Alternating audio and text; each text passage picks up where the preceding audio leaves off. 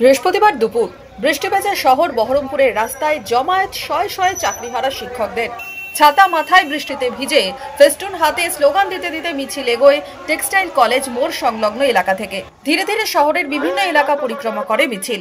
2016 সালের যে যোগ্য প্রার্থীরা আমরা আছি তারা আমরা আমাদের যে সমস্ত প্যানেল ক্যান্সেল করে দেওয়া হয়েছে সুপ্রিম কোর্টের তরফ থেকে, এবং রাজ্য সরকারের গাফিলতিতে আমাদের যে প্যানেল ক্যান্সেল হয়েছে তার বিরুদ্ধে আমরা পথসভা করছি এবং ডিআই অফিসের কাছে আমরা আমাদের বক্তব্য রাখবো, আমাদের ডেপুটেশন জমা করব।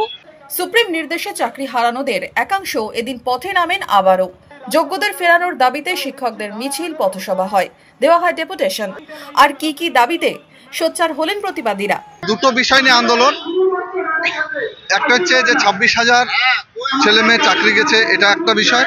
আর দ্বিতীয় হচ্ছে মাদ্রাসায় যে ভুতুড়ে নিয়োগ, সেটা নিয়ে আমাদের এই আজকের আন্দোলন ডাকা হয়েছে।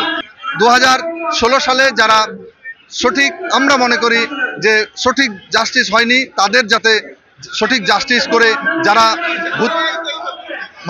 টেম্পটেড ক্যান্ডিডেট তাদের আলাদা করে সরকার ইমিডিয়েট যোগ্যদেরকে চাকরিতে বহাল রাখে, তার জন্য আমাদের এই আন্দোলন শুরু হয়েছে এবং আন্দোলন চলবে।